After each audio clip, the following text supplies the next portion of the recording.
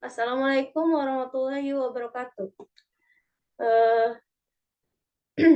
saya akan mempresentasikan tugas metode gravitasi. Tugasnya yaitu mereview sebuah jurnal yang telah disediakan oleh dosen kami. Sebelumnya, izinkan saya share screen terlebih dahulu materi yang akan saya sampaikan.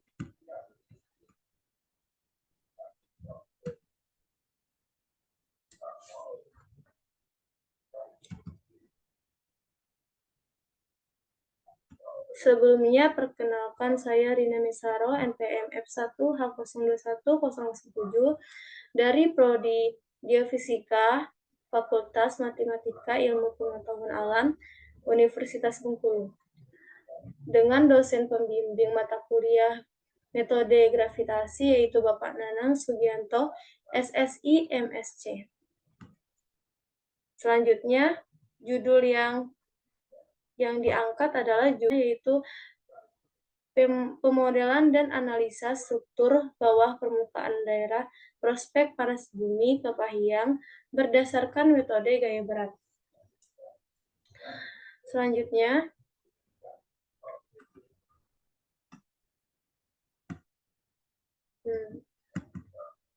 jurnal ini dibuat oleh Roy Bryanson dan Rustadi. Beliau berasal dari Bandar Lampung, jurusan Teknik Geofisika, Fakultas Teknik Universitas Lampung.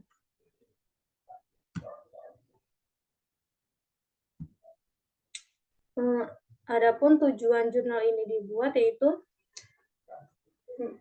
untuk mengidentifikasi patahan berdasarkan analisis Saiken vertikal derivatif dan menafsirkan struktur bawah permukaan berdasarkan model inversi 3 dimensi dan anomali Bolger dan residual. Selanjutnya,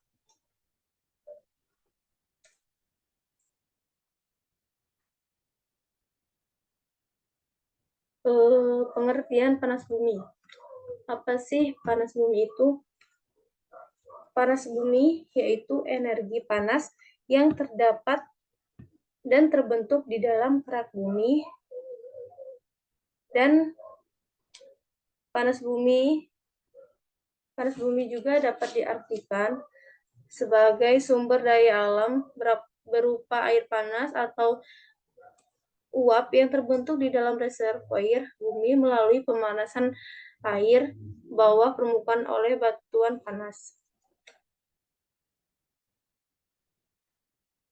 Selanjutnya, metode apa yang digunakan di dalam jurnal tersebut?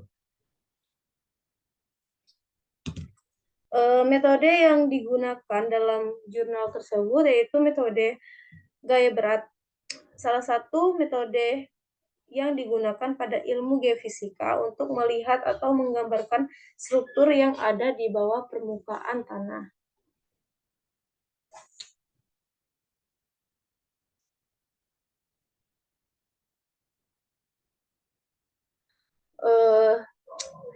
Metode ini juga digunakan untuk mengetahui kondisi bawah permukaan bumi dengan cara mengukur variasi medan gaya berat bumi.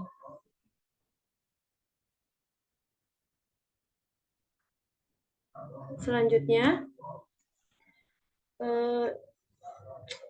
ciri-ciri panas bumi berdasarkan metode gaya berat atau gravity method.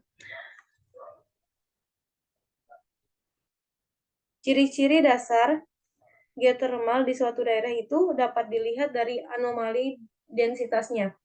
Jika anomali densitas rendah, maka akan ada geotermal di daerah tersebut.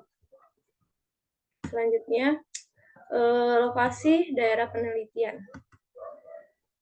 Lokasi daerah penelitiannya itu di Kepahyang.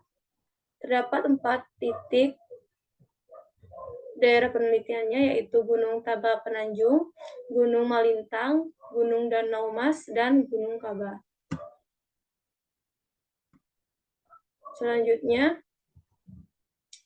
persamaan yang berada di jurnal tersebut itu persamaan percepatan gravitasi. Persamaan ini berhubungan juga dengan hukum Newton 2 dan densitas. Hukum Newton 2, jika dilihat dari pengertiannya, berbunyi, sebuah benda dengan massa m mengalami gaya resultan terbesar sebesar F akan mengalami percepatan A yang arahnya sama dengan arah gaya, dan besarnya sebanding lurus terhadap F dan berbanding terbalik terhadap massanya. Persamaan hukum Newton 2 itu dapat ditulis dengan F sama dengan M kali A. Di mana F itu adalah gayanya, M adalah massa, dan A percepatan.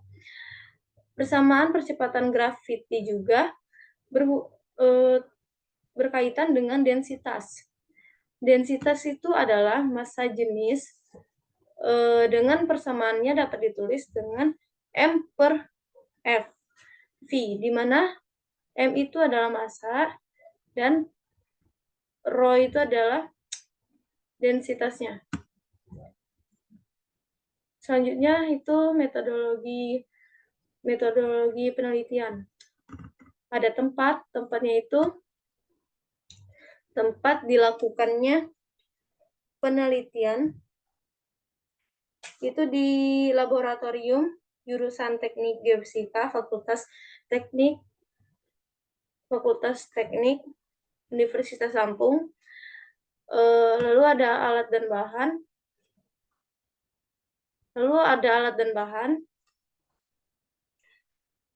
Alat dan bahannya yaitu berupa peta anomali Borger-Kepahyang, peta geologi Kepahyang, peta topografi Kepahyang, dan software yang digunakan. Adapun software yang digunakan di dalam penelitian ini yaitu ada Global Mapper 12, Server Microsoft Excel, Numeri, Google Map, dan Graph 3 dimensi.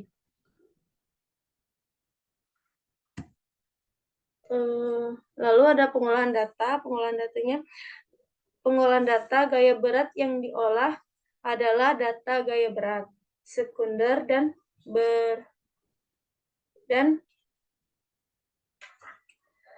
bentuk peta kontur anomali Borger dengan format raster.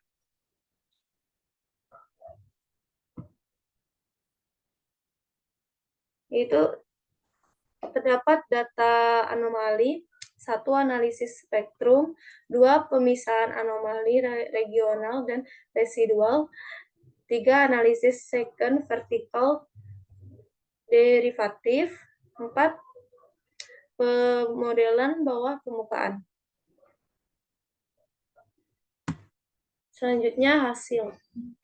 Hasil itu berupa topografi, anomali Borger, analisis spektrum, anomali regional, moving average, anomali residual. Nah, di sini topografi nilai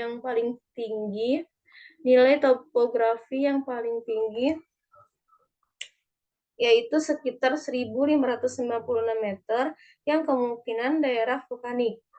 Di sekitar arah utara daerah penelitian, sedangkan yang terendah sekitar arah barat daya.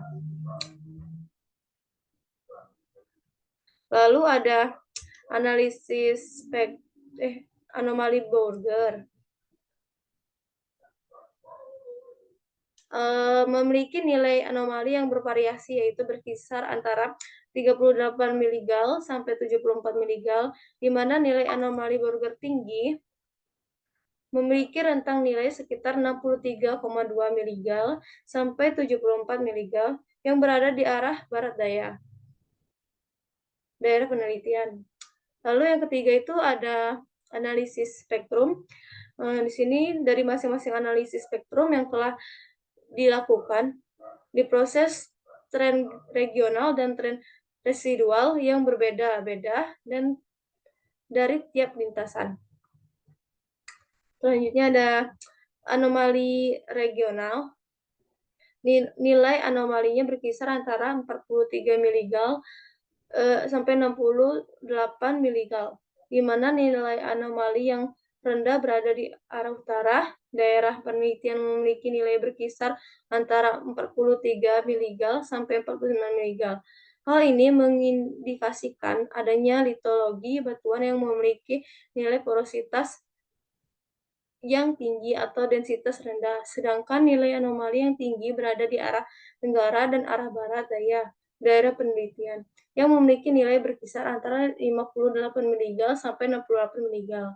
Pada arah timur daerah penelitian diduga sebagai sumber panas, karena memiliki nilai anomali gaya berat dan topografi yang tinggi. Selanjutnya ada moving average, merupakan perataan bergerak dari data anomali gaya berat. Metode ini digunakan dalam proses pemisahan anomali regional dan residual dengan filter frekuensi yang kemudian diubah menjadi lebar jendela. Selanjutnya ada anomali residual.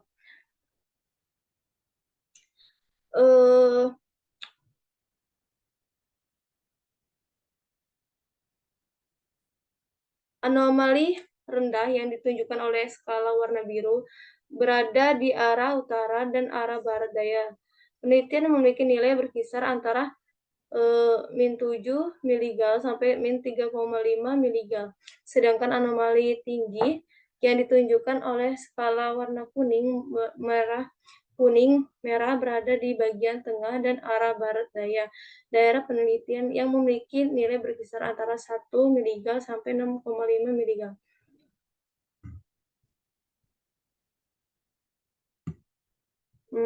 Mungkin itu saja yang dapat saya sampaikan.